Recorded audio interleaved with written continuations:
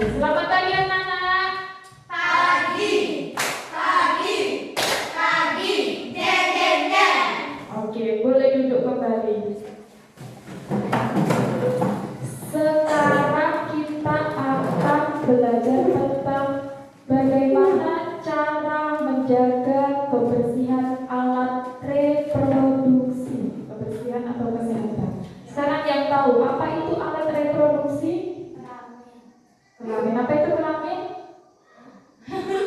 Apa itu? Kelamin ada berapa? 2. Satu. Laki-laki 2. Sekarang yang laki-laki angkat tangan. Yang perempuan angkat tangan. Oke, turun. Kalau kenapa dia disebut alat reproduksi? Apa itu produksi? Apa itu produksi? Udah kelas 6. Ya, kira-kira dengan alat itu kalian memproduksi apa? Ya, yang kelas jawab. Apa tadi jawabannya? Iya. Kenapa dia disebut alat reproduksi? Karena dia untuk memproduksi. Sekarang nama yang lain lagi. Ada namanya alat reproduksi. Namanya yang lain lagi ada namanya kelamin. Satu lagi apa namanya? Alat vital. Kenapa kok disebut alat vital?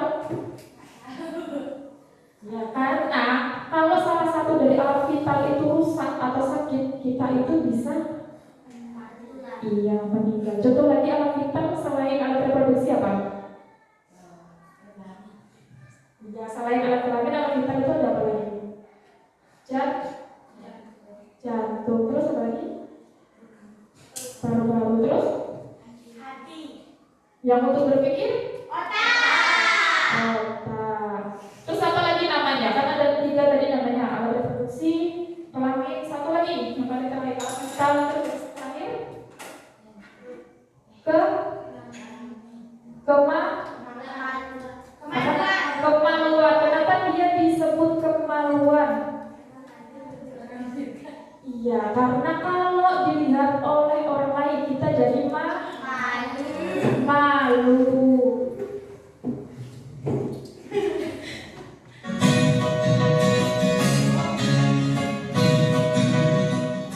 Anak-anak, hari ini kita akan mempelajari materi PJUK kelas 6, yaitu materi tentang kesehatan alat reproduksi. Alat reproduksi juga bisa disebut dengan alat kelamin. Alat reproduksi laki-laki berbeda dengan alat reproduksi perempuan. Sekarang alat reproduksi laki-laki namanya apa? Nggak boleh ketahui namanya apa? Bahasa Indonesianya apa?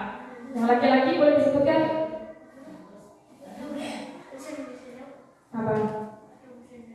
Bahasa Indonesianya penis apa? Penis. Apa sekali lagi? Penis. Kalau alat reproduksi perempuan?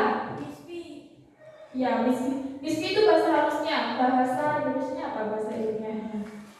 V-nya itu apa? Vagina. Vagina. Alat reproduksi tidak boleh dipertontonkan kepada orang lain. Maka dari itu, berganti pakaian harus dilakukan di kamar mandi atau ruangan tertutup. Dalam kondisi darurat, hanya ibu yang boleh melihat alat kelamin kita. Selain itu, jika mengalami sakit di daerah alat kelamin, maka hanya dokter yang boleh memeriksa dengan didampingi orang tua. Kita harus selalu menjaga kesehatan reproduksi. Sekarang kalau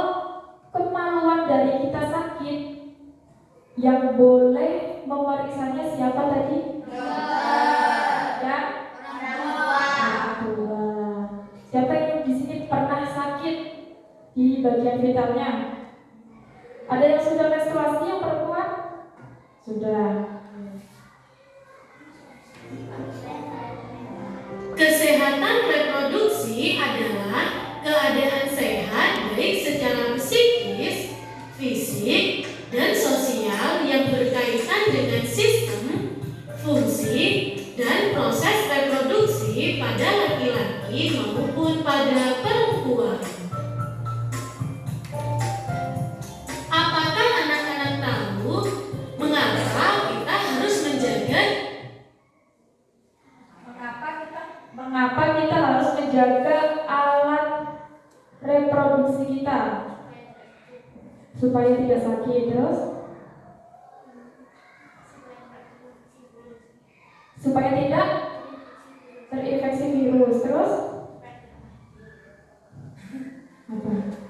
Kira-kira bagaimana cara kita menjaga kesehatan dan kebersihan alat reproduksi? Bagaimana caranya?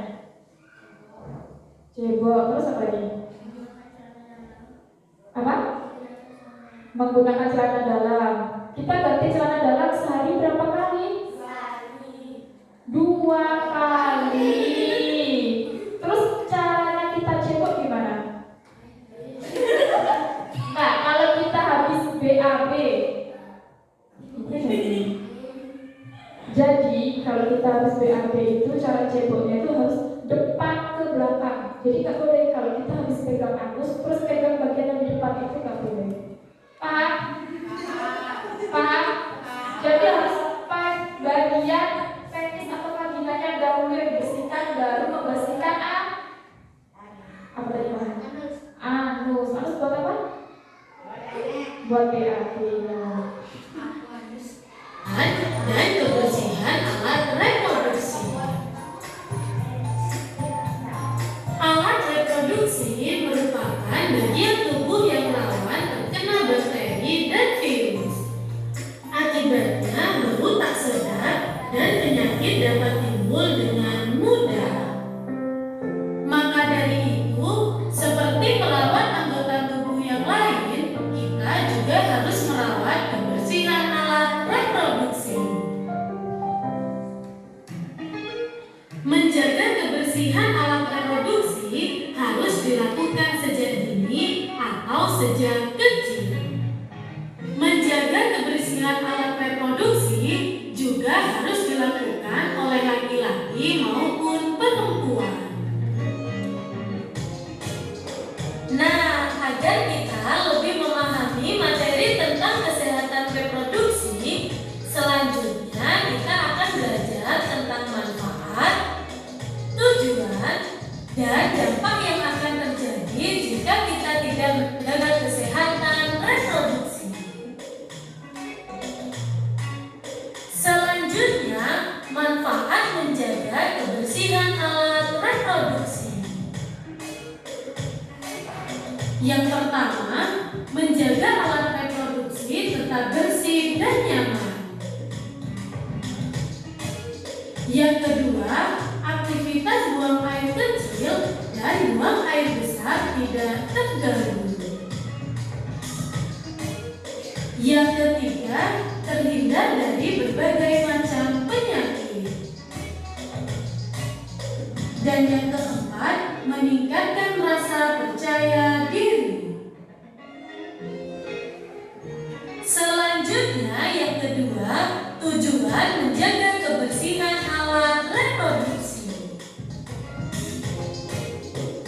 Tujuan menjaga kebersihan alat reproduksi diantaranya adalah: yang pertama, memelihara fungsi alat reproduksi.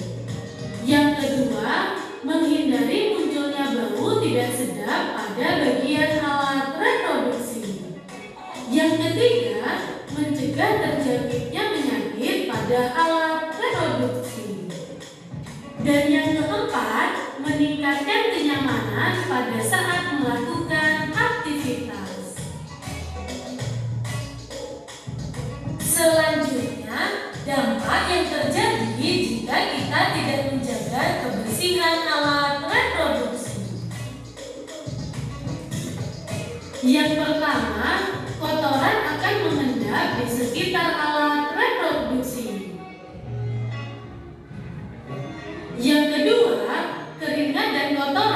penyebab penyakit akan lebih mudah untuk berkembang. Yang ketiga, terasa gatal dan tidak nyaman pada saat beraktivitas. Yang keempat, membutuhkan biaya pengobatan yang tinggi jika terserang penyakit. Dan yang kelima yaitu kehilangan percaya diri. Nah, setelah memahami materi tentang kesehatan reproduksi, maka seharusnya kita semakin sadar untuk menjaga kebersihan dan kesehatan alat reproduksi. Selanjutnya, ini adalah tugas kalian di rumah. Buatlah rangkuman Nah, sekarang tugasnya, siapa yang bisa menyampaikan ulang apa yang telah disampaikan Vega tadi dan yang ada dalam video? Ke depan, menggunakan bahasanya masing-masing, bahasanya sendiri. Setia? Siapa yang mau menyampaikan ulang ke depan? Kira-kira dalam video ini tadi isinya apa dan Vega tadi ngomong apa tentang kesehatan reproduksi? Ya. Siapa yang mau?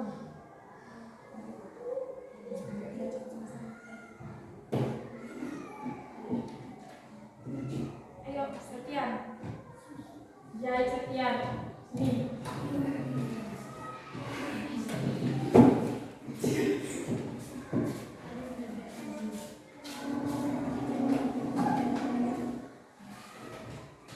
Kira-kira apa yang diceritakan di dalam video tadi dengan cara menjaga kesehatan alat reproduksi?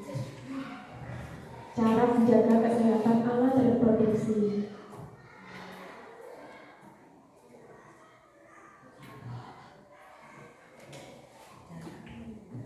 Kesehatan alat reproduksi. Membersihkannya dengan air bersih bersih. Terus cara cukupnya dari depan. Dari depan ke belakang, terus ganti celana dalam ya 2 kali sehari. 2 kali sehari. Terus apa lagi? Apa tadi nama alat reproduksi laki-laki?